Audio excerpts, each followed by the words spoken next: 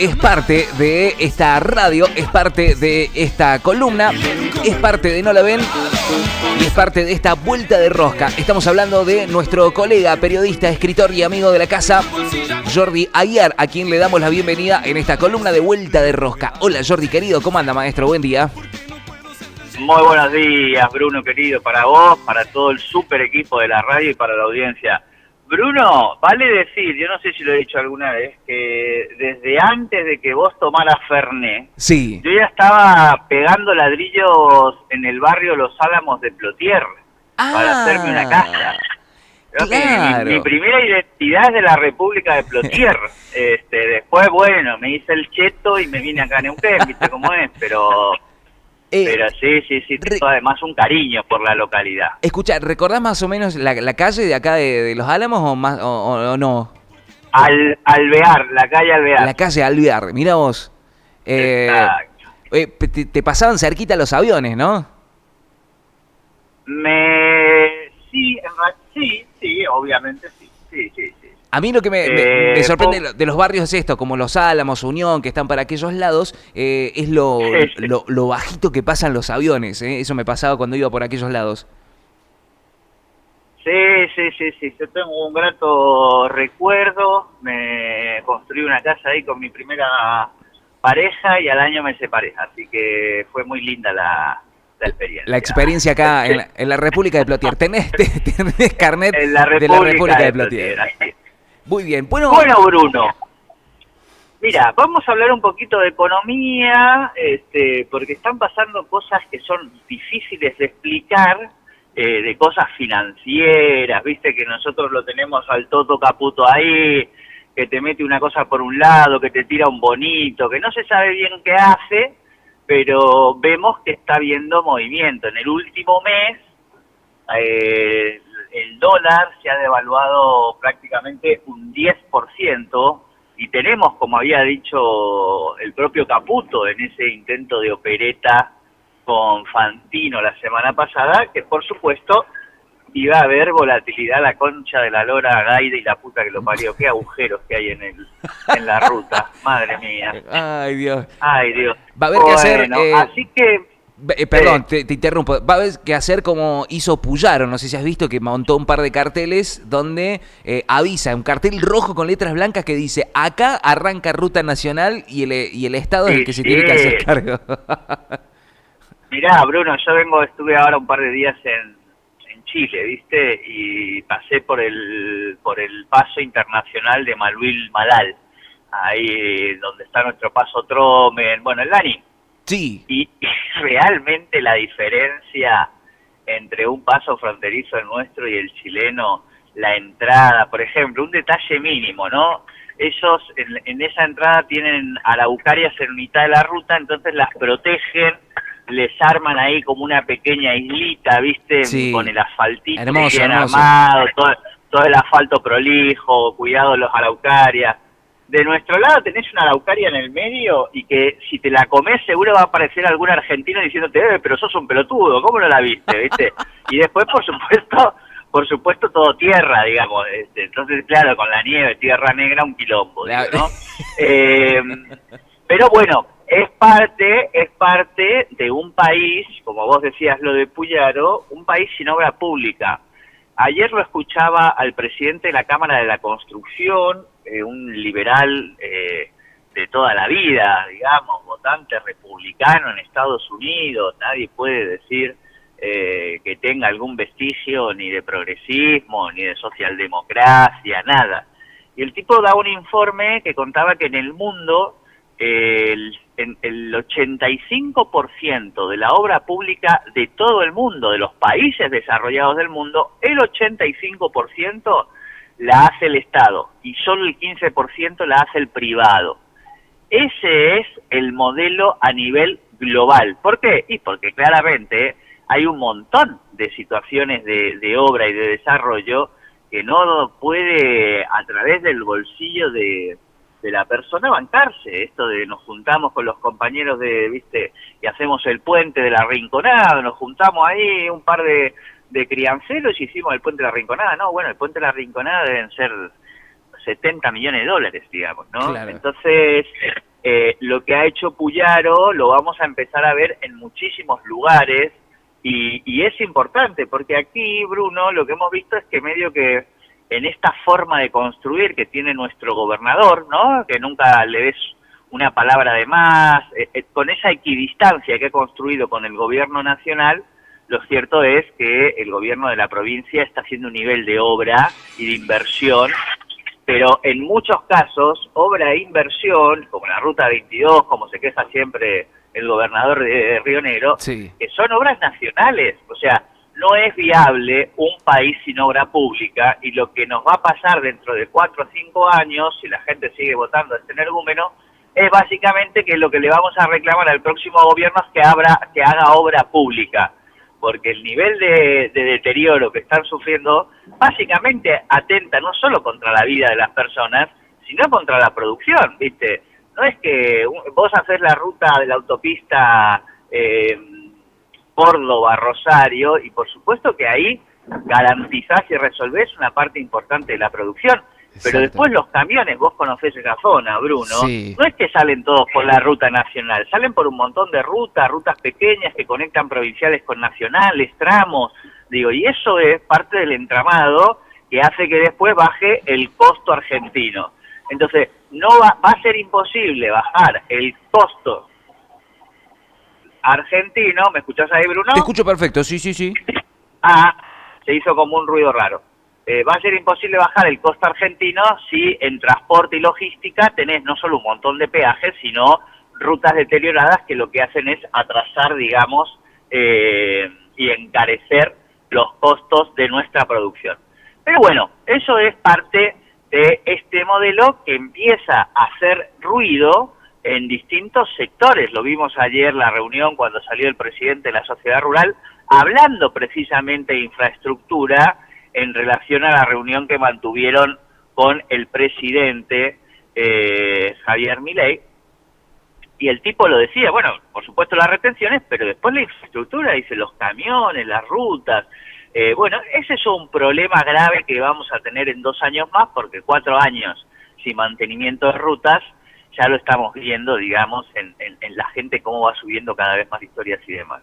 Pero el otro tema que quería tratar de plantearle a nuestra querida audiencia de la República de Plotier, mientras va llegando al trabajo, dado que y aprovechan estos últimos días de vacaciones escolares y de invierno, tiene que ver con nuestro querido dólar, que como vimos ayer volvió a pegar un salto grande, se fue a 1.350 el dólar blue, y después de repente bajó así como si le hubieran pegado un cascotazo. Bueno, le pegaron un cascotazo de 500 millones de dólares de intervención del Banco Central sobre una herramienta que se llama dólar futuro.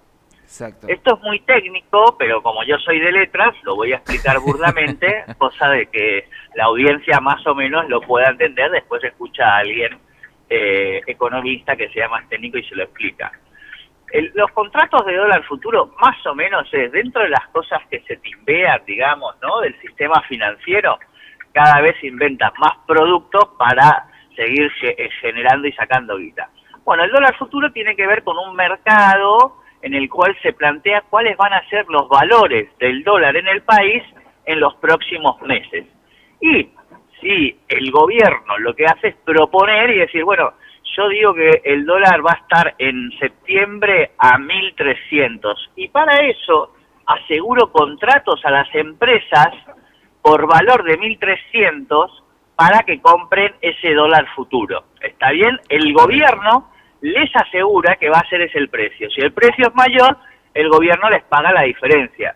Si el precio es 1.300, el gobierno no les tiene que pagar la diferencia. ¿Está bien? Hasta ahí bueno, estamos bien. Perfecto. Ayer se intervino en ese mercado con 500 millones de dólares. ¿Cuál es el tema? Eso es plata, eso es dinero que el Estado Nacional no pone en rutas, no pone en jubilaciones, no pone en educación, no pone en salud, y lo pone en sostenimiento del valor del dólar. Y se lo paga al sistema financiero. En este mercado, en el último tiempo, los últimos 2 meses, el compañero Caputo Guevara de la Serna ha invertido ya 4.500 millones de dólares. Ya se ha timbeado en el mercado de futuros 4.500 millones de dólares. ¿Y cuál es el punto ahí, Bruno querido? Que tiene que ver con 4.500 millones de dólares que no se han puesto en salud, en educación, en jubilaciones, en algo que sea, en una escuela, en una ruta, en un hospital, en algo que le quede a la gente. Entonces, de esa manera es la manera en la que ahora está interviniendo el gobierno nacional junto a otros instrumentos, pero digo, viste que se supone que no puede intervenir en el mercado actual. Bueno, invierte e interviene con otros mecanismos como este que yo estoy contando, como es el de dólar futuro. Entonces, ¿qué está pasando? Lo que ya venimos charlando hace un tiempo. Siguen sin acumular reservas, se sigue sin acumular reservas y esto lo que hace es que el precio del dólar, y bueno, esté muy expuesto a los vaivenes del mercado. Exacto. Entonces, de esta manera es como vamos llegando a el proceso electoral. Pero vale decir que se ha encarecido un 10% el valor. Bueno, y esto se va a ir a inflación, esto se va a ir a los precios. En una parte sí, Bruno y querida audiencia, y en otra parte no. ¿Por qué no en otra parte?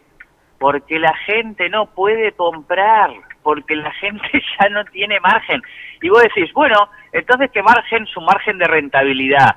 Pero el kiosquito de la esquina, el almacén, ya no puede... ¿Me escuchás ahí, Bruno? Te escucho perfecto, Jordi. Ah, porque entran unos ruidos rarísimos, amigo. Perdón que me distraiga y No, corte, por pero favor. es que realmente... Acá, para pienso afuera que se se escucha juega. bien, ¿eh? Ah, bueno, me quedo tranquilo. Bueno, básicamente ya no hay forma de sostener el modelo económico. No se puede encarecer más porque los precios son carísimos y la gente sigue sin comprar. Entonces vos lo que estás haciendo es romper la cadena de producción. Entonces, este es el escenario por el cual y las formas con las cuales el gobierno nacional está tratando de mantener el dólar en determinado precio. Planchadito. No, plantadito tampoco porque, vuelvo a decirlo, ha subido, hace un mes estaba a 1.140 y hoy está a 1.300. Ha subido un 10-12%, así que planchadito Hasta... las camisas. Jordi, en esto que el gobierno empieza a intervenir, el lanzamiento de este bono también que hacen justamente porque la gran cantidad de pesos que comienzan a circular invitan justamente a presionar sobre el dólar, ¿no? Uno tiene los pesos y esto que vos decías...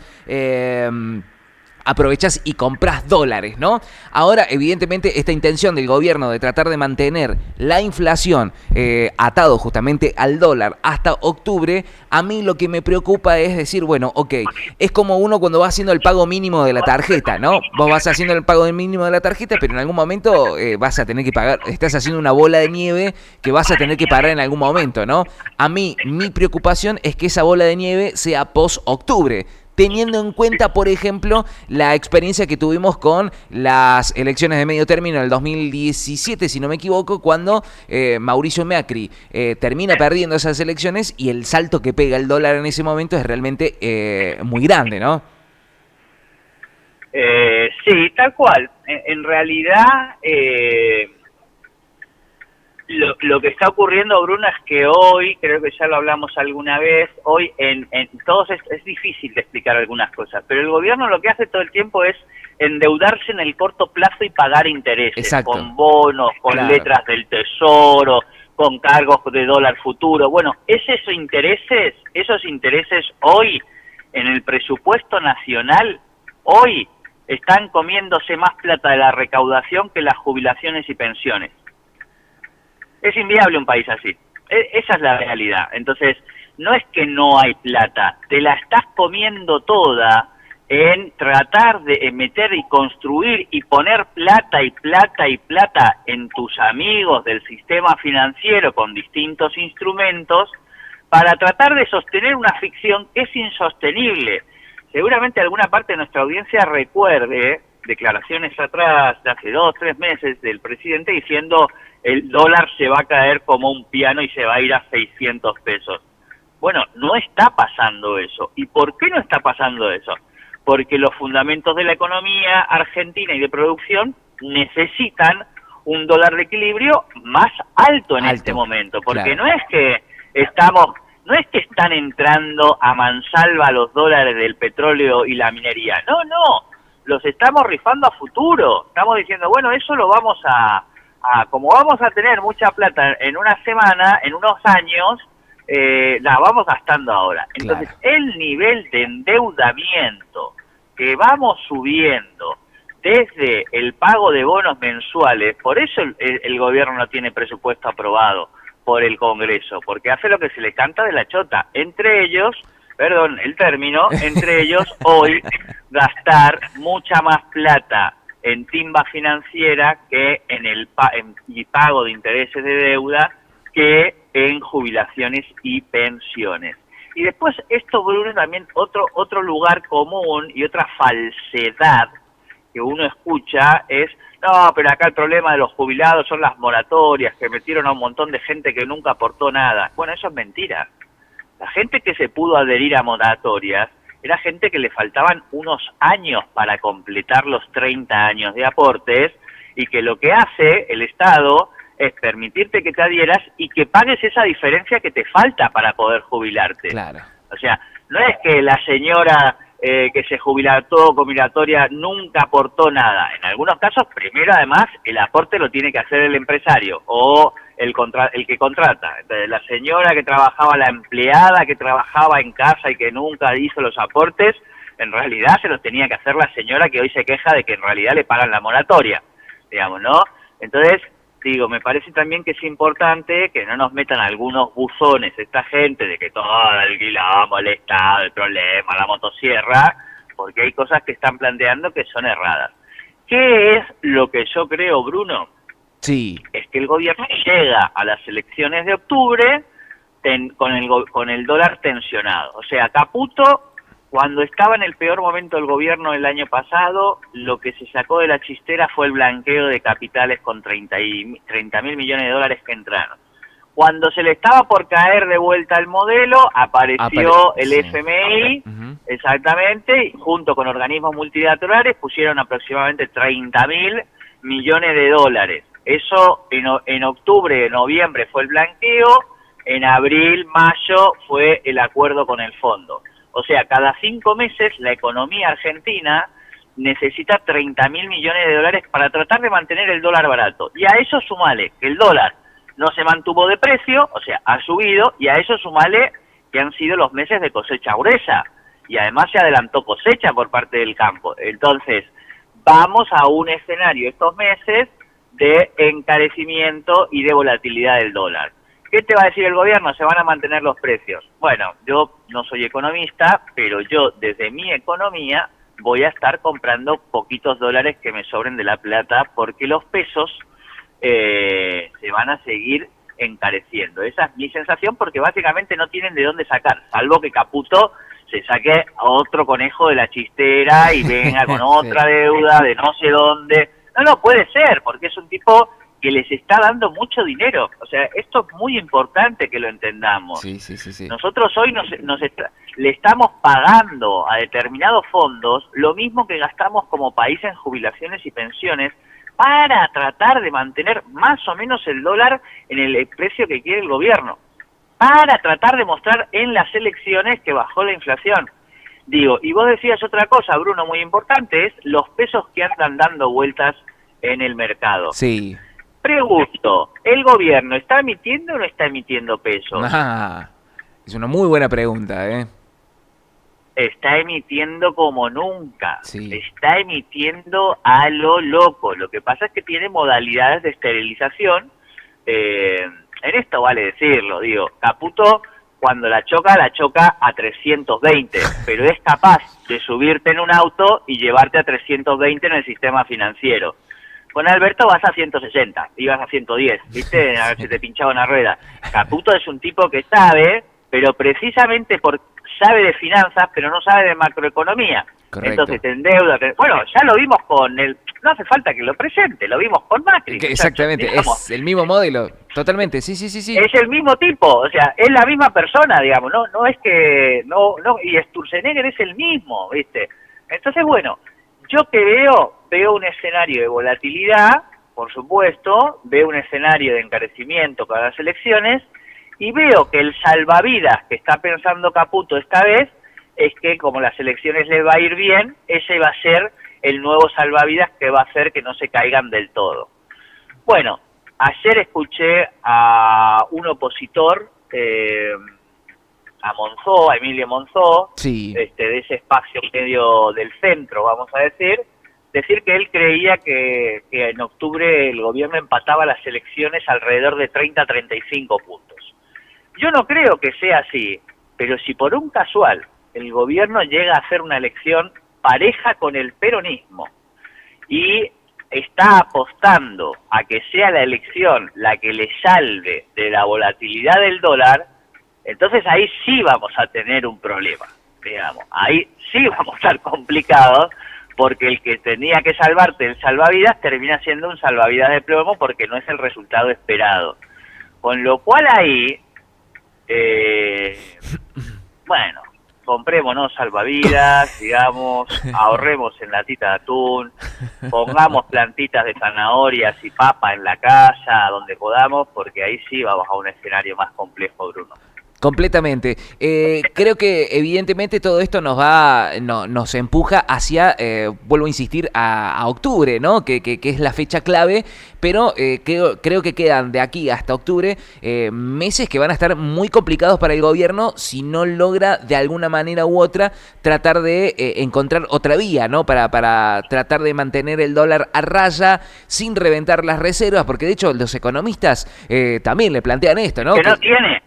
Que no tiene, ¿no? Reservas. Que se lo advirtieron cuando llega el préstamo del Fondo Monetario y dijeron, che, loco, pará, no te la bardes, acumular reservas porque esto te va a complicar. Y el gobierno la canchereó, de hecho, cada vez que sale la famosa frase de Caputo fue, si está barato, compra campeón. Claro, exactamente. Entonces, bueno, la situación me parece que a pesar de las advertencias, el gobierno siguió con su propio rumbo. Ahora que vos lo planteas de la manera en que lo planteas, evidentemente es por beneficio, para que obtengan beneficios algunos pocos, pero el problema, vuelvo a insistir, una bomba que no sé cómo lo van a desactivar si los resultados en el mes de octubre les son adversos, ¿no? Habría que ver también ahí cómo van a manejar la situación y a partir de allí cómo el gobierno va a tratar de pararse hasta, bueno, tratar de finalizar el mandato. Exactamente. Yo igual creo que toda esta volatilidad no pone en grandes volúmenes en discusión a su votante. ¿Por qué? Porque su votante es alguien que ha decidido darle el voto de confianza, como a Macri, en el medio término, porque trata de entender que está dejando atrás 20 años del mismo modelo, entonces en 2 años cualquiera uno lo sabe. Ahora, ese votante, como pasó con Macri, Bruno, le va a poner el voto en octubre y en diciembre le va a empezar a pedir resultados. Correcto. O sea, a partir de ahí, ya está, amigo, está bien, te voté en la primera elección, te voté 3 veces, hermano, y ahora te estoy votando en la de medio término. Bueno, necesito resultados. O sea, ya la evaluación no va a ser, no, pobrecito, que el kirchnerismo, no, porque lo que le dejaron, no, la economía ahora es tuya, amigo, ¿viste? Entonces yo creo que ese es el escenario, mucha volatilidad. La discusión entre los economistas es si habría posibilidades de que el dólar toque el techo de la banda antes de las elecciones, que llegue a 1.400, vamos a verlo en unos días, en un par de semanas esto lo vamos a empezar a ver a decantar. En septiembre, el 11 o el 7 son las elecciones en provincia de Buenos Aires, sí. Ahí vamos a tener el primer test. Si pierde esas elecciones, por supuesto se va a tensionar más el mercado, y desde ahí hasta el 20 y tantos de octubre le queda un mes y medio que son como 30 ruedas de mercado financiero y de dólar, con lo cual todavía queda un tranco largo para el compañero Caputo y sus amigos. No es que esto ya lo resolvieron, ¿sí? Completamente. Bueno, Jordi, habrá que comprarse algunas gallinas ponedoras porque el huevo está caro, habrá que armarse el almácigo para empezar a plantar en el patio y, bueno, empezar a bancar lo que se puede llegar a venir porque evidentemente todo indica que si no cambia el rumbo, bueno, vamos a ir cada vez empeorando quizás un poco más, por lo menos en lo que tiene que ver con la cuestión dólar. Totalmente, esa es la situación, Brunito querido. Jordi querido, como siempre, el agradecimiento por estos minutos, por este análisis y nos vamos a estar encontrando el próximo miércoles. El próximo miércoles nos encontramos desde Buenos Aires, voy a estar saliendo, que voy a estar trabajando allá, así que desde allí, desde la Expo Rural, vamos a estar haciendo notas y demás, así que si tempranito a esa hora no voy a enganchar a nadie, pero desde ahí vamos a estar saliendo el miércoles que viene. Perfecto. Abrazo grande para toda la audiencia. Abrazo grande, Jordi.